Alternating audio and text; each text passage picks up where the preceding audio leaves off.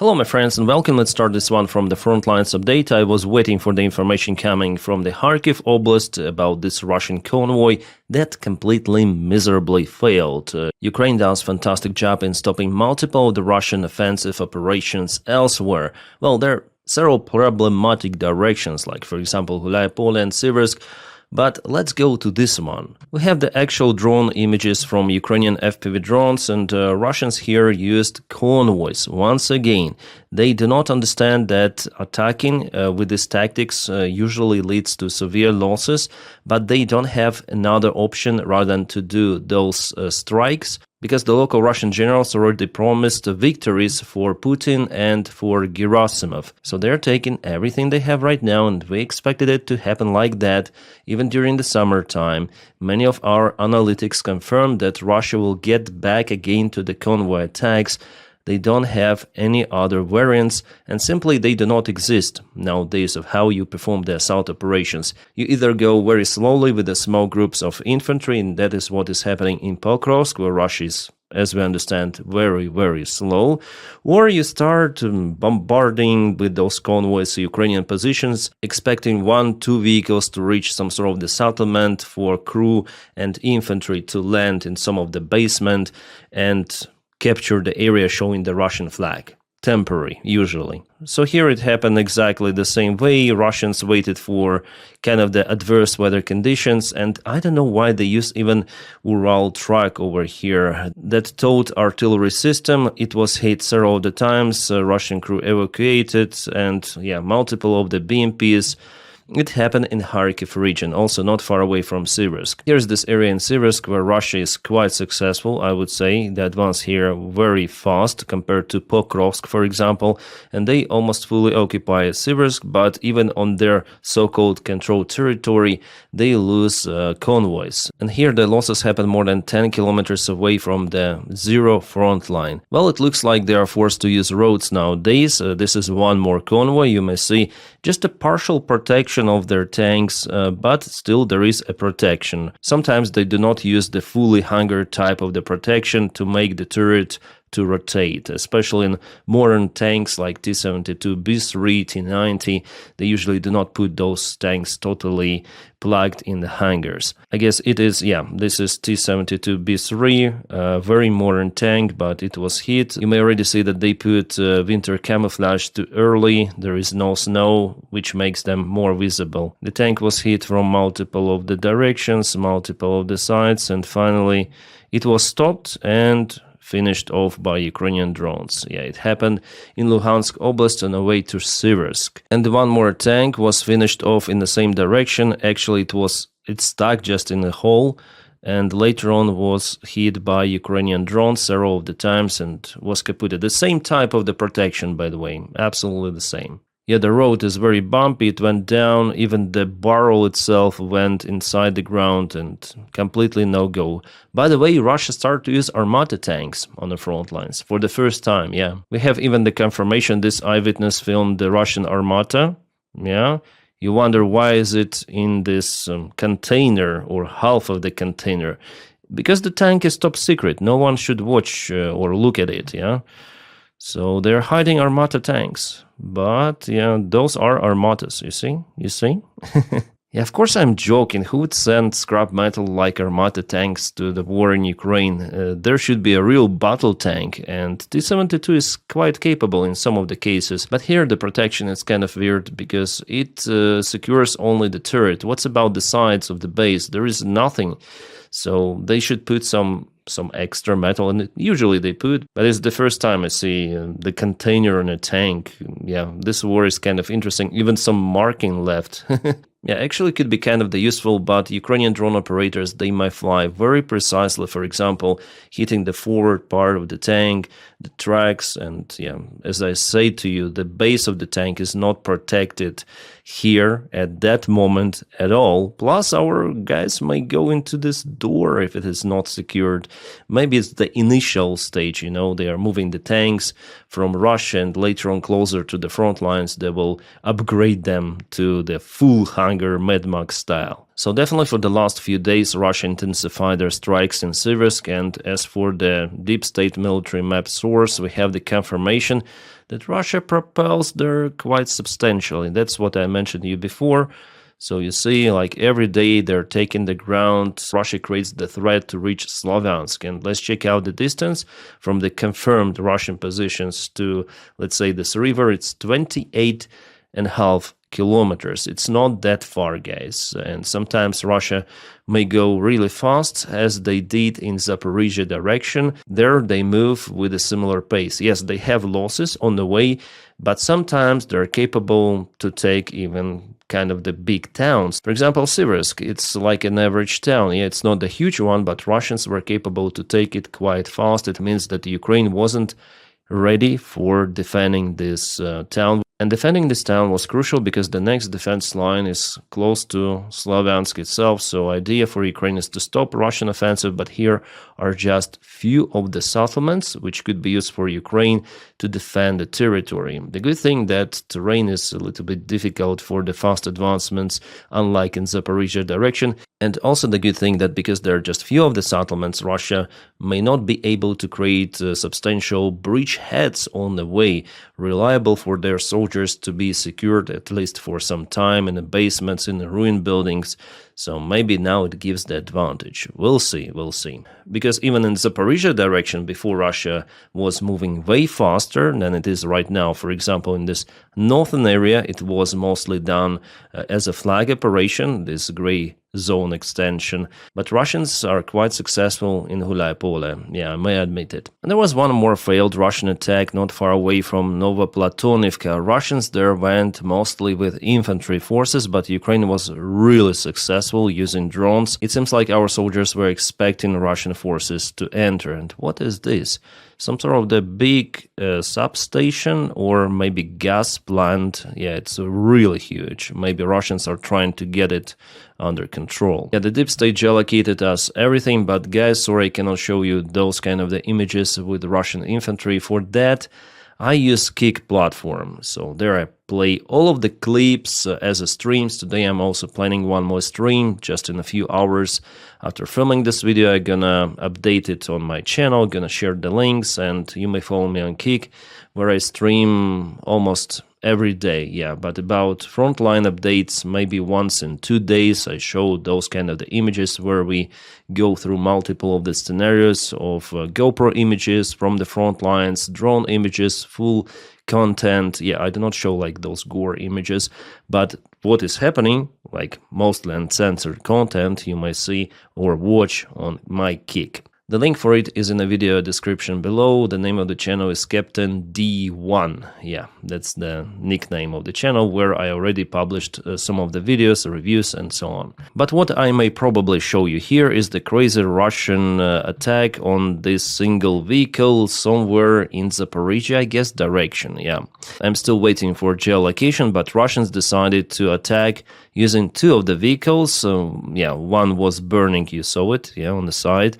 Yeah, here they somehow made the loop, and you can see another vehicle. Inside this UAZ vehicle, there were at least 4 of the soldiers, and they were met with Ukrainian drones, several of the drones. This vehicle was hit on the way. It has no any protection, no any armor, and it is understandable that all of the shrapnel goes inside those Russian soldiers, and they cannot continue their special military operation any longer.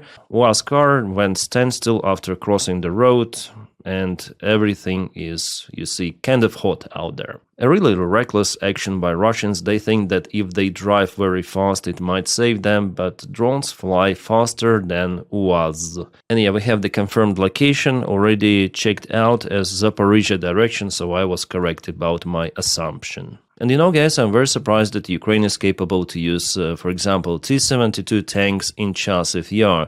Yeah, the weather is not that great. The visibility is, I would say, maybe even less than a kilometer. You might see that it seems like this tank doesn't have this advanced hangar protection as Russian convoy tanks, but it allows it to be more mobile, light, and operate very precisely and very fast. Yeah, the turret is moving, and those were the Russian positions. It's quite risky to operate like that, but Ukraine still has to do it. For example, this is Chasiv Yar. Russia proclaimed Chasiv Yar was liberated, that is what they call, or occupied, we call it, several months ago, I guess. But Ukraine is out there with the tanks. Yeah, it's a very fresh video shared by our Cat Analytics, and it's the T-72 tank of the 24 Separate Mechanized Brigade is firing at building in Chasiv Yar, where Russians have set up firing positions. That's the proper variant of how to get rid of those positions. Well, the most effective variant is aviation, gliding bomb strikes, or, for example, Baba Yaga drones, but Baba Yaga is just for top floors, and yeah, tank is very, very effective. And that's the Zaporizhia direction, a big main Ukrainian defense line. As you might see, a couple of the anti-tank trenches, 3 of them actually, 1, 2, 3, anti-tank cones, couple of the razor wires. It's absolutely not easy for Russians to cross it, and that might slow down them. It is already closer to Zaporizhia itself, but the similar defense lines were built also in Donetsk region. It's very, very advanced, goes miles and miles. Still, the construction work is in progress, as it was shown, for example, over here. Yeah, here we have the variant of how to stop Russian assault. It should have been done long time ago after Russia occupied Crimea and so on. Those lines should be built elsewhere across Ukraine to stop Russian possible major attacks, but it wasn't done, especially at the very beginning of the full-scale aggression, and the Russians managed to occupy the southern part of Ukraine without any sort of the huge resistance. The only spot where resistance was significant for Russians and really decisive maybe for the entire outcome of the war is in Mariupol. Azov did fantastic job there, but many of those soldiers are still in the Russian custody. Now let's go to the Kupiansk direction. Here Russia tries to use lots of the drones to target Ukrainian positions. It means that there is the presence of Ukrainian armed forces inside Kupiansk. It means that all of the bullshit that Putin continued to tell about Kupiansk, that it was occupied, or as they say again, liberated, and multiple thousands of the Ukrainian forces were encircled, is definitely bullshit. So Ukraine really goes on counteroffensive, and it's a big failure, probably the biggest one for Russians this year. But at the same time, we have not so good news coming from Pokrovsk-Mirnograd direction, because Russians were spotted in Svitla, still not advanced with the main forces, but they put their flags. Here they go. Whoa, fantastic. It doesn't mean, by the way, that they took it fully. It means that some of the group of 2 of the soldiers went there, shown the flag, and run away to some of the basement. In Russian Telegram channels, it's already a big victory. They encircled Mirnograd and everything, but no, it's far to be true, because Russians were spotted even here before crossing this road, but it doesn't mean that they are alive. As well as not long time ago, Russians moved to Dobropilya, but had to surrender. So we have this information on Ukrainian Telegram channels, and reportedly some of the Russians even surrendered, but on this video I don't see that. I see just flatlined Russians who stayed out there. Oh yeah, 3 of Russians, they surrendered. They chose to leave. Nice for them, nice. And that's how those Russians got there to Dobropilya village. Also, you can see very bad weather conditions. They were spotted just with the help of the thermal camera. Kind of late, they entered the village and landed the infantry. You may see, for them the successful attack counts if they reach the destination with 1-2 vehicles, land infantry, and hold some sort of the ruined buildings for extensive period of time. Then they send the second mid-wave and so on. So because of the weather conditions, poor visibility, they were spotted quite late. You may see, the real image from the camera itself and the thermal camera that gives pretty much a lot of the details. And later on, they were hunted in those buildings. Dobropili itself is not a big village in Zaporizhia Oblast. If we speak about Donetsk region, Dobropili is quite a big town. Here, absolutely not. Several of the buildings and Russians had nowhere to hide. It was a successful operation. 3 of Russians, as I say to you, confirmed to surrender to Ukrainians. Alright, it seems like Ukraine continued to strike Crimea. This is Sukhoi 27. It is based in Belbek airfield, not far away from Sevastopol. This airfield is used as the major base for the Russian fighter jets in Crimea. Also Gvardeysk, Saki, but Belbek is the main one. It also used to protect the Navy base Sevastopol itself. But that Navy base is basically blocked because Ukrainian drones continue to operate in the Black Sea, so the country without Navy is capable for those missions, but also Ukraine has aerial drones which were used in this place. The Ukrainian SBU is the analog of the American FBI, managed to get this fighter jet. We don't have the full video released, just those pictures, and not just a single plane was hit, we have also this image. That's another one very close to the hangar. Hangar is closed, the airplane is outside. And those airplanes, as it was reported, were in operation, and this guy was, very close to the airplane, maybe was doing some sort of the service, or maybe it's even a pilot, who knows. As well as, by the way, this guy, maybe technician, maybe pilot, who knows. Maybe also near the landing gear, something is out there. Could be a big fire extinguisher, usually they're very close to the parking areas, but this time it didn't help. A strange Russian attack happened in Grabaska village. This is the border with Russia in Sumy Oblast. Russians went there with their forces, a limited number. They took all of the civilians from the village and kidnapped them to the Russian territory. Around 50 locals stayed there, they refused to evacuate before, and now they were evacuated, let's say, by Russians captured, hostages, or how to call them. Definitely the confirmation even from the deep state military map. It's important for locals to leave the area close to Russian border, close to the front line, because they could be kidnapped by Russians. Alright, to the other news, which I would say are kind of painful for personally Tulsi Gabbard. We have the leak in intelligence service of the United States. Reuters write about it.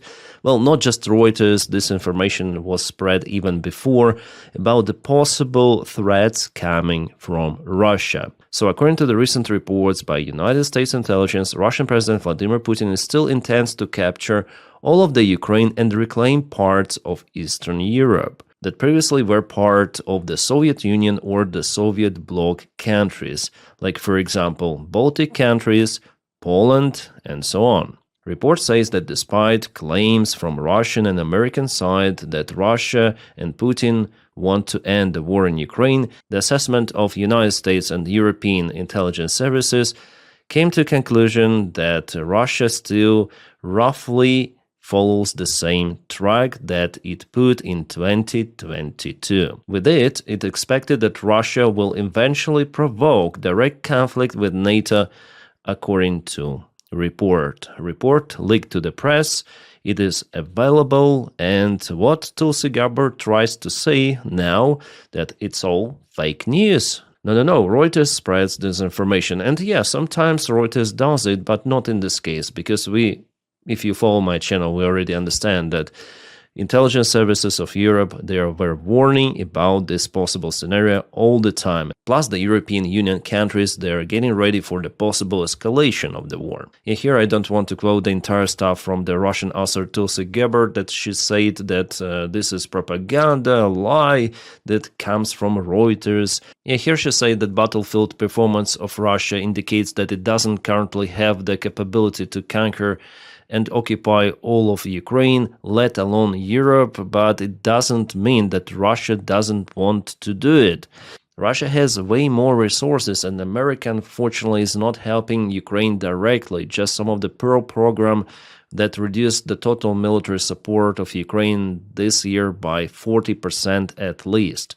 Well, luckily Europe allocated 90 billion euros, but I'm not very fantastically happy about it, because Russia has a bigger budget, and Russia is already performing provocation against European countries, so saying that everything is fine, everything is cool, and Russia is not capable. Yeah, I also say like that, and we have some of the videos of the Russian convoys being kaputted on the front line or those madness attacks, but Russia takes the territories. Every map shows that. Deep state, every day updated, Russia takes the ground, and still they have lots of the armament, potentially, if they announce new mobilization, new everything. And there was the Putin's address to Russian people. There he declared that it's gonna be war, entire war forever, while he is a president of Russia or dictator of Russia.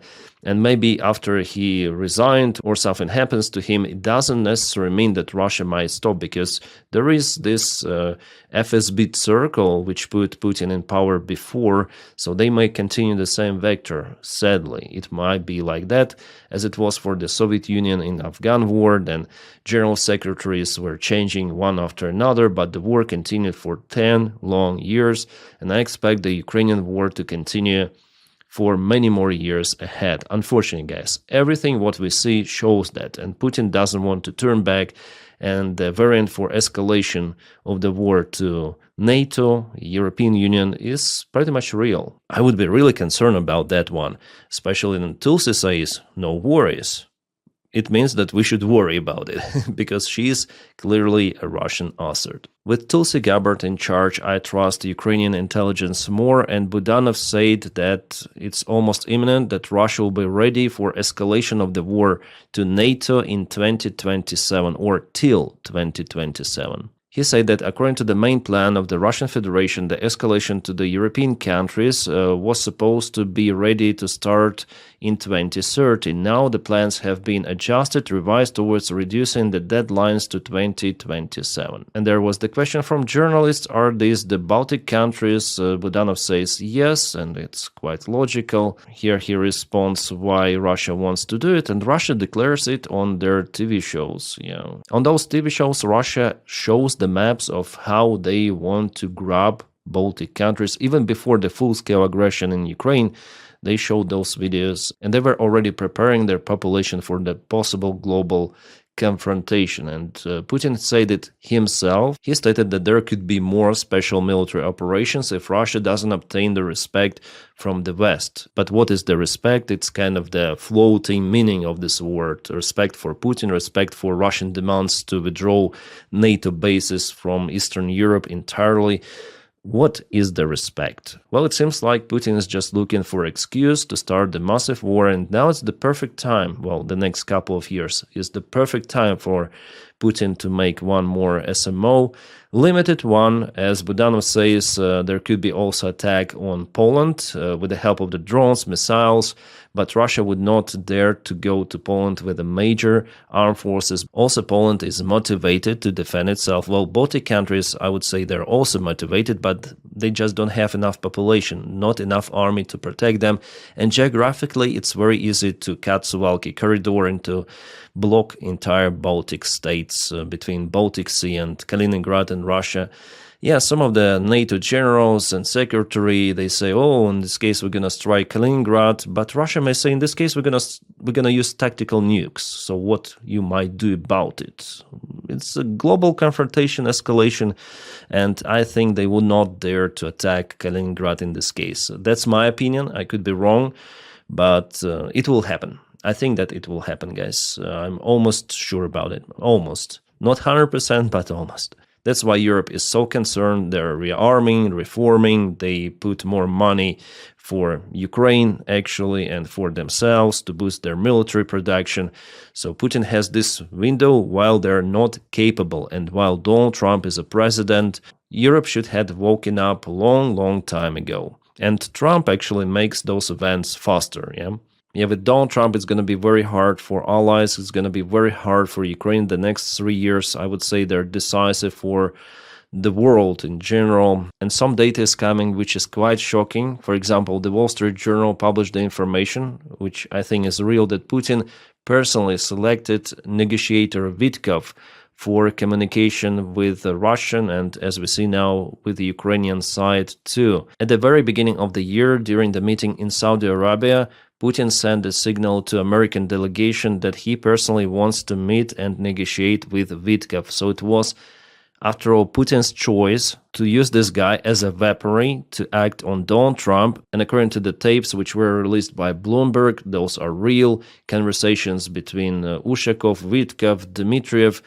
Witkoff told Russians how to use Donald Trump in their favor, how to manipulate Donald Trump. You should call Donald Trump before his meeting with Zelensky. And that actually led to change of the rhetorics of Donald Trump from Tomahawk missiles to Ukraine should give up its own territory. So Witkoff is the tool of Russia to act on Donald Trump. And it seems like Donald Trump is okay to be fooled because he likes President Putin. Yeah. So according to the Wall Street Journal, it was the project of Kremlin. Obviously, FSB, they know all the information about all of the Trump circle, United States officials, and they insisted for him to be this negotiator. And that led to the cancellation of the previously agreed or appointed role of Keith Kellogg for following those negotiations between Russia and Ukraine. And now Keith Kellogg is not out there. He resigned from his mission. He was speaking just with the Ukrainian side. Russian side didn't accept him because he followed more or less pro-Ukrainian vector. And as for statistics, Witkoff visited Russia 6 of the times. 6 times. And he changed the philosophy and the approach to those negotiations again several of the times. This Russian 28-point peace plan that was allegedly proposed by Donald Trump, this was a really big fuck up by the White House. Yes, the current White House administration is just blind, incompetent, they don't know what they do, and they're just, what we see, that they are bringing us close to the global confrontation. Well, just right now, the video has been released with Ushakov, who is the main advisor of Putin, who follows those negotiations, so-called, with Witkoff, Kushner. He says that European and Ukrainian contribution into this negotiation of the deal, they're ruining it. And also he says that trilateral meeting between Ukraine, United States, and Russia, for now, it's not possible. I heard that those kind of the assumptions about this meeting weren't going in the press. So Ushakov is against it. He says it's not possible for us to agree on something. So the war will just continue. And this is the convoy of Witkoff, Kushner, and Dmitriev. They met all together in Miami Golf Club, where they continue to negotiate about Nothing Burger. Oh, it's kind of interesting. The Russian surveillance drone Orlan 10 was shot down over Turkey. That is the NATO country, by the way, and it flown very, very long distance, it seems like, if it was launched from Russia and not from any sort of the ship in the Black Sea. If it was launched from Sevastopol, it traveled 685 kilometers. Crazy long distance for the small drone. It's already the second one that was shot down in the Turkish airspace. And it traveled deep inside Turkish territory, probably crossing the biggest city in this region, Istanbul. And let's go to international news. I want to yap about it a little. There is one more oil tanker that was captured by United States Army. You might see the landing of the special forces on board of the tanker. It's all about oil, guys. It was never about the drugs. It was just about applying own regime somewhere in Venezuela and control the oil resources. Trump said about it openly. It's not a conspiracy theory. It's nothing about that. No, Trump says oil, oil, oil. It's about oil. They got rid of our oil companies 20 years ago. All of the presidents were quite okay with that, I guess.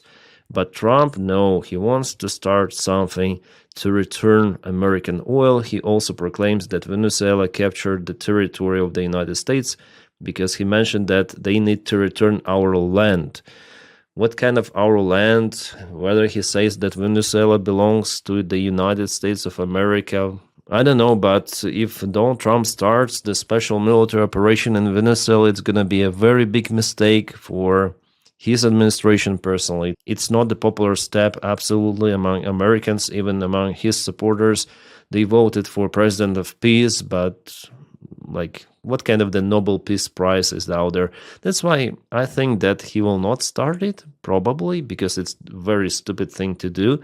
I'm not supporting Maduro, absolutely not. No, he is a dictator. But canceling his regime just to establish the control over the oil reserves of the sovereign country, it smells like Russian peace or Russian world for me. Very, very close. Almost mirroring of what Russia is doing in Ukraine. Guys, my separate thanks for my Patreon supporters and also members of the channel. You are making my content possible. Almost every day I film updates from Ukraine, and not only because of you guys. You keep me running. And if you want to join Patreon team, the link for it is in the video description right below. As for the membership, you may press the button join somewhere below.